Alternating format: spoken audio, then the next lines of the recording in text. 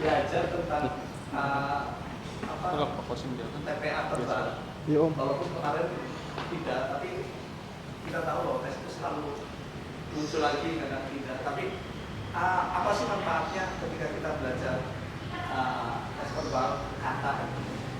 Kita tahu kan bahwa ketika anak kecil bisa ngomong, pertama kali bisa ngomong apa? Ibu. Kalau ngomong ibu, kalau ngomong mama, mama.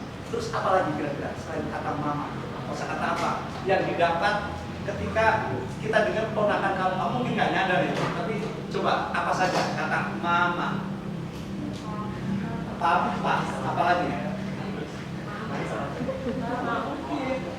Mimi, terus apa? Itu kan?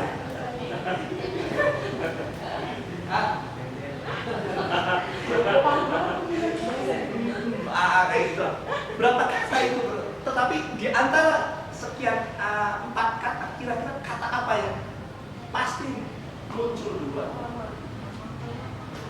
Mungkin kan mama atau papa. Tergantung. Kalau tidak ada pembantu, ya, mamanya yang cerewet, dikit-dikit papa, dikit-dikit papa, gitu ya.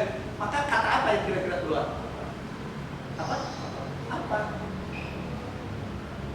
Tapi kalau memang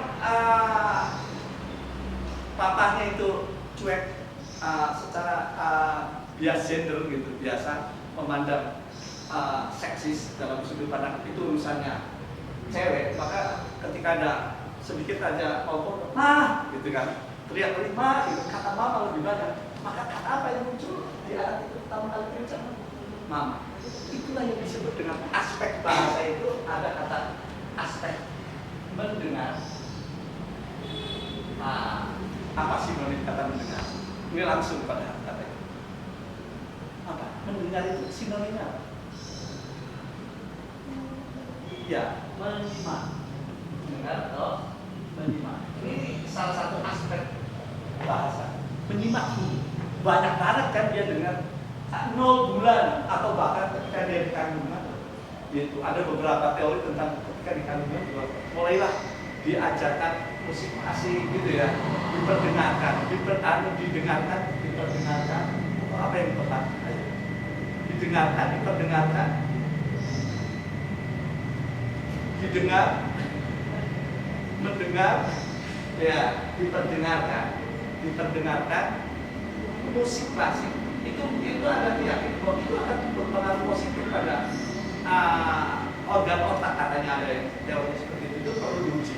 Kita seringkali begitu ada informasi itu kita langsung percaya, padahal harus ada cek cross, harus ada uji klarifikasi atau sumber yang mengatakan itu siapa individunya. Terus individu itu ngomong itu berdasarkan riset atau berdasarkan terus riset itu diterbitkan di jurnal apa gitu. Ya, dulu saya yakin bahwa perkembangan informasi, teknologi informasi yang begitu besar akan membuat seluruh rakyat di dunia ini menjadi cerdas. Tapi saya menjadi kaget ketika banyak rakyat pembaca sarjana tidak menjadi cerdas, malah makin bodoh. Karena ternyata tidak seluruh informasi itu mencerdaskan. Ya, banyak informasi-informasi sampah. Gitu. Dibekali oleh pola pendidikan kita dari dasar yang berkaitan dengan logik verbal. Nah, kita akan mengajarkan tentang logik verbal ini. Nanti kita dahului dulu tentang aspek bahasa itu apa saja sih? Menyimak. Setelah banyak menyimak itu, baru dia bisa tadi apa? Aspek berbicara. Bisa ngomong terus, mulailah kamu membaca. Setelah membaca, baru harusnya seseorang itu kemudian punya kemampuan apa?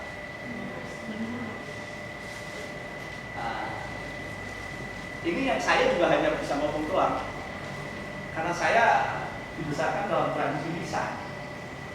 Ngerti tradisi lisan? Jadi seringkali ada dongeng yang konon dongeng itu adalah dari nenek moyang, turun temurun dari mulut ke mulut jorok, dari mulut ke kuping lah, masa dari mulut ke mulut, iya kan? Itu salahnya.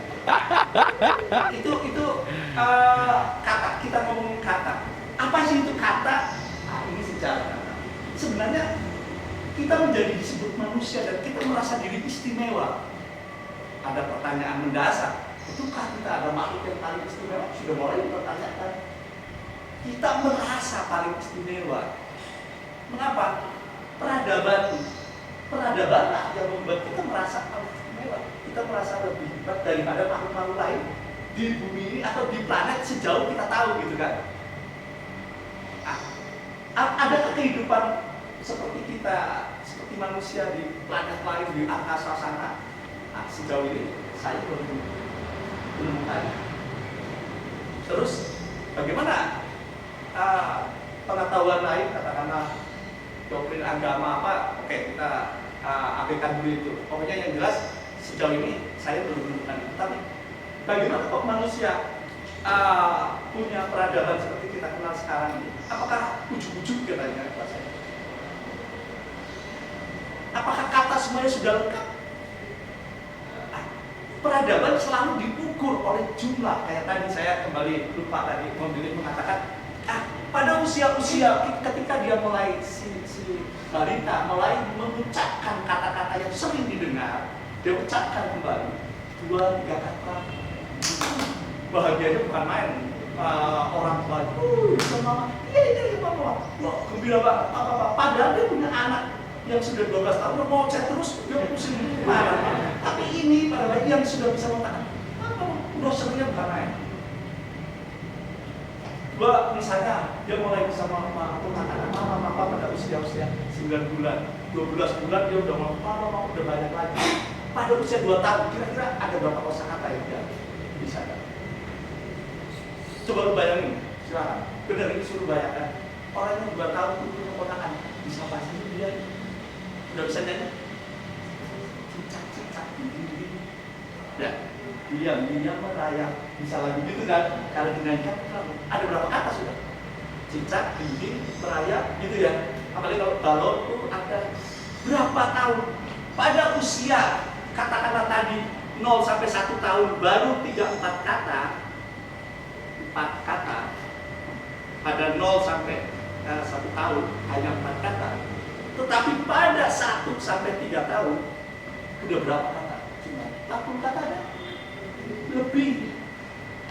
Iya kan? Lebih, bisa 100 kata. Kalau ada 100 kata berarti 25 kali kan? Kalau sudah bisa 100 kata. 25 kali. Bayangkan, dalam tempo 2 tahun, seorang anak bisa punya kemampuan kosakata, pembendaraan kata segitu banyaknya. Terus pertanyaannya adalah, ketika kamu SMP kelas 3 dengan kamu sekarang sudah lulus ya kelas 3 SMA, ada 2 kali lipat kosakatanya dibanding dengan SMP? Enggak ya? Jangankan 10 kali lipat gitu ya. Ada perkembangannya tapi tidak banyak. Jadi itulah pentingnya. Mengapa ada tes verbal kemampuan kosakata? Ketika orang pintar atau tidak, lu bisa menguji dari berapa kosakata yang dia miliki. Kamus Inggris nama apa? Webster ya? Kamus Inggris apa?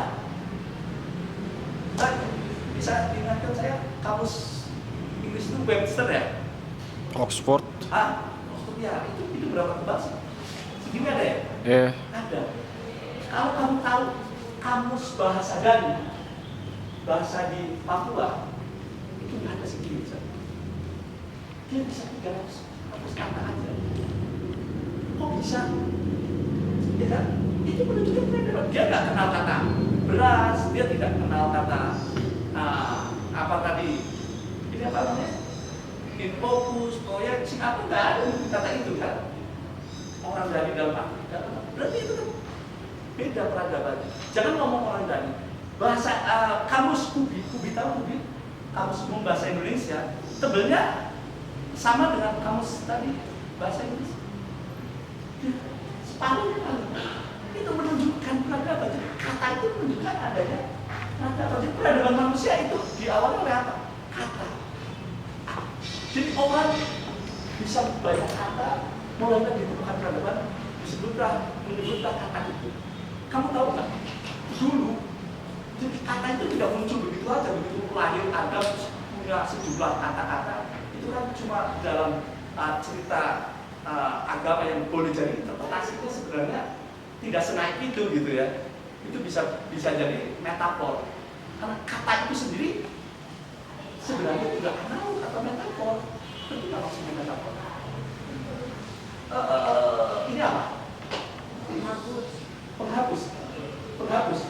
Kita menyebutnya penghapus. Sepakat. Coba katakan. Hadir bendanya? Tidak. Katanya hadir, terdengar.